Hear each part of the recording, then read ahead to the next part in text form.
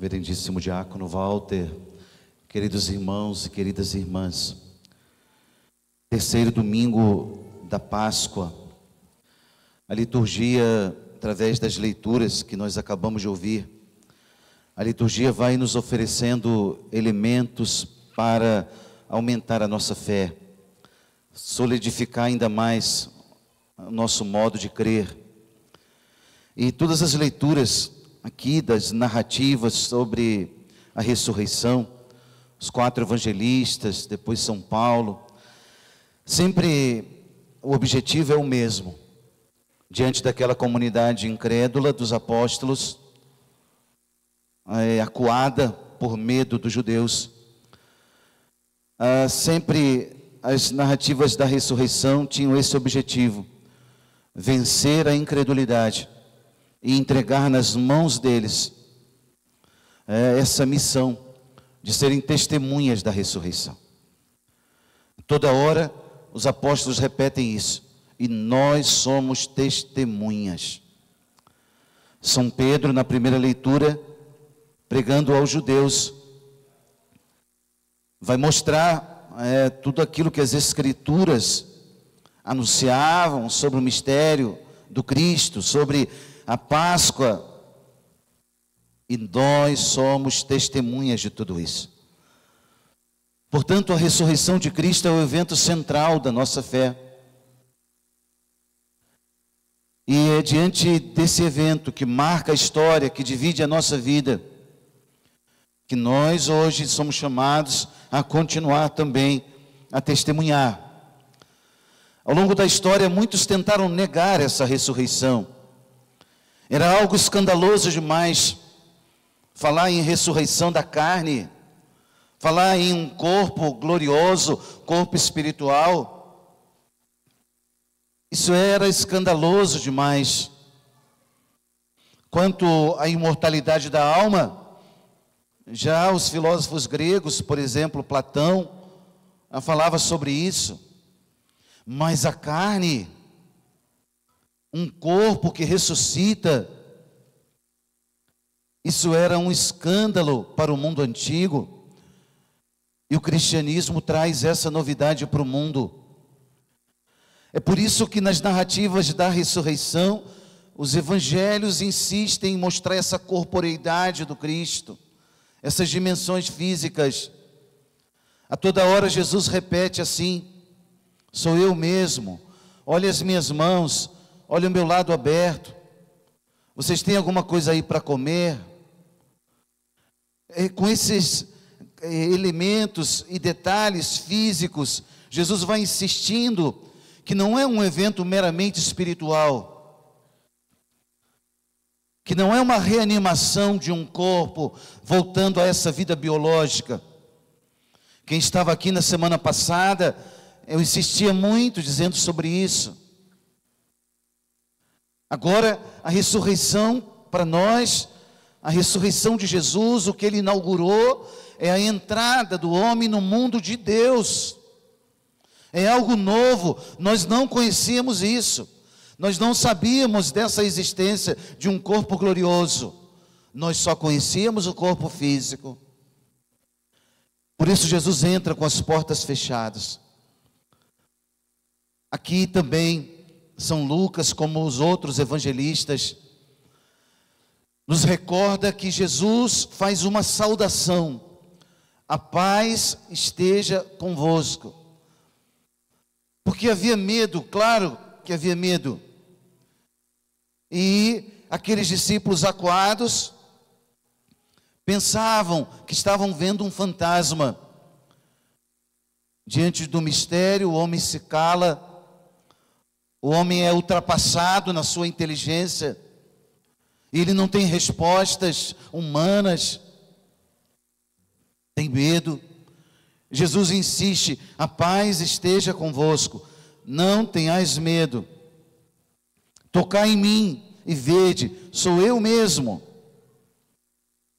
Aqui, meus irmãos, nós queremos que essa glória da ressurreição não fique só como um fato da história, que ela atinja a nossa vida hoje. E nós rezamos isso no Salmo, nós cantamos assim: a beleza desse salmo: sobre nós fazei brilhar o esplendor da vossa face. É essa luz da ressurreição que nós precisamos hoje, que ela resplandeça no nosso interior, porque se isso não acontece, a religião vai ser só uma obrigação externa, e não muda a nossa vida, e continuamos pessoas iguais, talvez ainda muito ruins, daquilo que Deus espera. Agora, se essa luz da ressurreição, ela brilha no nosso interior, aí o mistério da Páscoa acontece. Por isso nós pedimos: resplandeça sobre nós, Senhor, a vossa graça, sobre a nossa história ainda cheia de sombras, ainda cheia de pecados, de lutas interiores, de desobediências a Deus, e, como consequência, de vida infeliz. O mundo de hoje, que fala tanto de felicidade, que fala e vende tantos discursos, seja feliz de tantas formas, e tanta doença emocional, tanta doença psíquica, tanta doença interior, tanta doença espiritual, tanta gente infeliz. Nós devemos nos perguntar sobre isso. Onde está essa luz de Cristo? A começar por nós mesmos, individualmente. Cada um se perguntar: Cristo, faz resplandecer sobre mim. Eu ainda tenho muitas sombras interiores. Eu quero a tua luz. Eu preciso da tua luz. E deixar que esse mistério da Páscoa aconteça dentro de nós. Por isso também, na segunda leitura de hoje, São João, ele usava uma expressão forte, uma palavra forte. Ele nos chamava de mentirosos. É triste, né, ouvir isso, mas São João dizia assim: olha, quem diz eu conheço a Deus, mas não guarda os seus mandamentos, é mentiroso, e a verdade não está nele. Como assim, padre? Eu não falo mentira, não. Às vezes a gente não fala, mas vive, sabe? Às vezes a gente não expressa, diante das situações, palavras mentirosas, mas o nosso interior não está de acordo com aquilo que Deus quer. E por isso a vida se torna uma mentira, se torna irreal, se torna ilusória. E corremos atrás do que é material, dinheiro, coisas, cargos, situações, sucesso, bem-estar. E até multiplicamos isso, dizemos: fulano está muito bem, olha só, né, como é que ele ganhou a vida, ele está muito bem. Não sei, pode ser que esteja muito mal. E quando fecha a porta do quarto da vida interior, está ali, cheio de dramas que não consegue superar. Porque, irmãos, por mais que a gente escute isso a toda hora, mas dinheiro e status social, se comprasse felicidade, opa, estaria tudo resolvido. Mas repito, aqui estamos falando de uma mentira no nosso interior. Quando é, padre, então que a gente começa a viver a verdade? Quando a gente começa a escutar e a obedecer a palavra. Em obediência à palavra de Deus, é que São João está dizendo isso. E é tão bonito, porque ele parece que está falando para criancinhas, né? Ele já está no final da vida. São João escreve isso na última década do primeiro século da era cristã. Já como um ancião, carinhosamente: filhinhos, eu escrevo isso para que não pequeis. Irmãos, porque o pecado, ele não é um rótulo só proibitivo dizendo não faz isso, né? O pecado é o endereço da infelicidade. A própria expressão na língua grega é harmartia.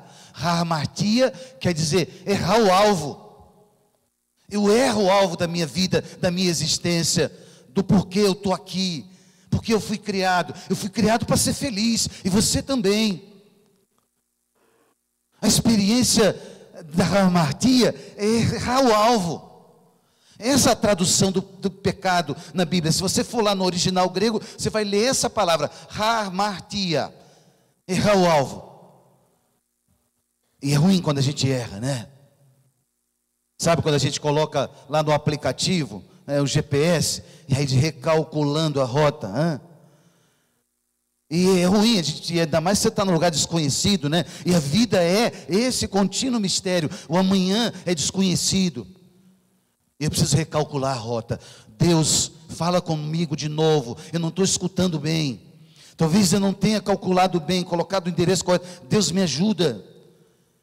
Essa é a experiência da Páscoa que queremos ouvir de Deus hoje. E por isso São João vai trazendo essa palavra, repito, muito forte. Quem diz eu conheço a Deus, mas não guarda seus mandamentos é mentiroso. Naquele, porém, que guarda a sua palavra, o amor de Deus é plenamente realizado. Gente, e vamos falar a verdade. Nós estamos em casa, E a religião, quando ela não é em conformidade com essa obediência a Deus, quando é no temor de Deus, diante de uma multidão, ou sozinho, quando ninguém vê, quando a religião não é vivida no temor a Deus, ela é um peso, é muito desagradável. Agora, quando ela se torna uma experiência de aliança, de comunhão, de vida na palavra, de palavra na vida, aí a coisa toma outra configuração, né? E aí não importa o que as pessoas pensam da gente, eu penso de mim, de você, do que elas falam da gente, não importa a tua consciência diante de Deus. Viver no temor de Deus, Deus que vê o oculto, Deus que vê o quarto fechado, Deus que vê as intenções, Deus que vê a luta, Deus que vê o desejo, Deus que vê o joelho dobrado, onde ninguém vê, Deus que vê o cansaço e a luta de tentar acertar, de cair, de levantar. Os homens veem os aplausos, multiplicam as vaias. Deus não, Deus vê o oculto. Por isso, irmãos, repito, a palavra de São João hoje, ela é fabulosa. Eu diria, ela é arrebatadora, de recalcular a rota interior, sabe? Aquele, porém, que guarda a sua palavra, o amor de Deus é plenamente realizado. A palavra nos socorre. São Bernardo de Claraval, no século XII, ele escrevia uma coisa maravilhosa. Ele dizia assim: guarda a palavra e a palavra te guardará. Guarda a palavra e a palavra te guardará. Se a gente entende que essa palavra é viva, é eficaz, ela plasma a nossa existência, e eu não fico ouvindo como um ouvinte distraído, mas eu fico dialogando com Deus. Opa, essa palavra me guarda, e no momento oportuno ela me socorre, ela me levanta. Essa palavra vem, onde tudo é escuridão, ela ilumina. É disso que nós estamos falando hoje. Não é só de ter uma carteirinha católica e, puxa vida, frequentar a igreja. Acabou esse tempo. Deus me livre, acabou mesmo. Mas da qualidade desse catolicismo, desse cristianismo que é sal e que é luz, que tempera, que salga fora do saleiro, que ilumina onde só tem treva, mas leva a luz. É desse cristianismo que a gente está falando e a gente quer lutar para viver. Termina a liturgia, o Evangelho de São Lucas, né? Repito, Jesus já comentei, Jesus mostrando as mãos, o lado, insistindo nessa corporeidade, insistindo em mostrar o seu corpo glorioso. A beleza do Evangelho de hoje, porque repete, parece que um roteiro. As aparições, né? Ele aparece no meio deles, eles estão com medo, Jesus come com eles, está aí 2, 3 versículos insistindo, e por último ele relê as Escrituras. Ele relê as Escrituras. Com os discípulos de Emaús, ele vai lembrando o que Moisés tinha dito e os profetas. Aqui, novamente, Lucas vai dizendo, não era preciso que se cumprisse tudo que está escrito na lei de Moisés, nos profetas e nos salmos. Vai relendo com ele as Escrituras. Irmãos, que coisa importante aqui. Mais uma vez a relação com a palavra. A experiência das Escrituras. da revelação sagrada que Deus nos deu, como nós somos privilegiados de conhecer as Escrituras. Só que muitas vezes a nossa inteligência, muitas vezes o nosso interior fechado, a nossa inteligência não consegue alcançar, porque ela está fechada.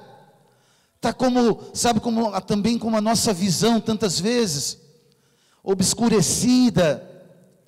Aqui o texto de Lucas diz: então Jesus abriu a inteligência dos discípulos. Como assim? A graça encontrou espaço. Meu irmão, minha irmã, você que nos acompanha de casa nessa transmissão, deixa eu dizer de novo, quando Jesus, a palavra está dizendo que abriu a inteligência, quer dizer que a graça dele encontrou espaço no interior daqueles discípulos. Hoje Deus está perguntando para mim, perguntando para vocês: será que Ele consegue encontrar espaço no nosso interior? Aí a gente começa a entender coisas que a gente não entendia. Padre, mas eu nem estudei sobre isso. Nem precisa mais, porque você começa agora a ter um outro entendimento.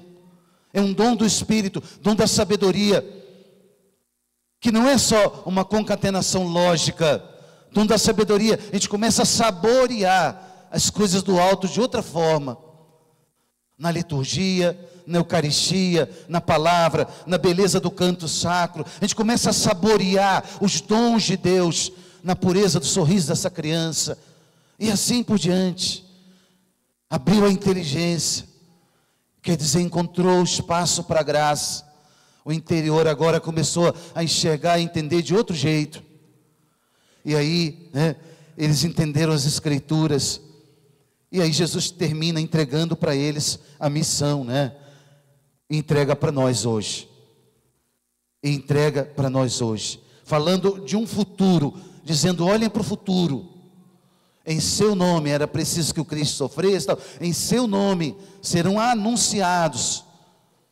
Serão anunciados daqui a pouco, quando você sair da missa, amanhã, depois de amanhã, outra geração que virá, em seu nome serão anunciados a conversão e o perdão dos pecados a todas as nações, começando por Jerusalém. Hoje, irmãos, termina o Evangelho com essa palavra: vós sereis testemunhas de tudo isso. Jesus pergunta para mim e para você: por que você ainda anda calado? Por que quando sai da missa você não fala para as pessoas que Deus falou com você? O Deus que você crê é um Deus morto, é isso? Ou você multiplica essa palavra, distribui, fala, rede social, telefone, mensagem, grupo de amigos, família, onde eu estou, aquela palavra, ela exala, porque ela já faz parte da minha vida. Não é que você é aquela pessoa chata, carola, sabe, que está ali, quem sabe, aqui, maestro, vamos colocar lá no churrasco da família, um gregoriano. Não é isso, não seja inconveniente assim, por favor. Mas o testemunho vem de outra forma, vem com inteligência. O testemunho vem de outra forma, é com estratégia. O Evangelho é colocado da melhor forma. Jesus até falou: não lanceis as pérolas aos porcos. Porque quando a gente joga de qualquer maneira o Evangelho, é isso, é desperdiçar as pérolas que o Senhor nos deu, e elas são preciosas, mas com inteligência, porque esse Deus vivo que você crê, e que você agora experimenta, o mundo precisa dele. Qual, Padre?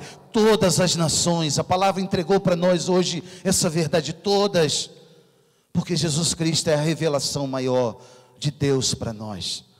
Ainda que alguém esteja adorando um ídolo, ali é um caminho religioso só, mas Jesus é a revelação suprema. Eu preciso ajudar esse que está na idolatria, está no pecado, está no erro, não condená-lo e crucificá-lo não, mas ajudá-lo a encontrar esse Jesus ressuscitado que você experimentou. Tira o martelo da sua mão de juiz, de condenação da vida alheia. Coloque-se no seu lugar, eu e você, pecadores que somos, salvos também por essa graça, mas obedientes a ela, de sermos testemunhas daquilo que primeiro o Senhor fez para nós. Pensa nisso hoje. Vai falando na tua oração para Deus agora: Senhor, eu serei testemunha, conta comigo. Fala mesmo aí no seu interior, Deus está te ouvindo agora. Eu serei testemunha, Senhor, nos ambientes onde o Senhor me levar.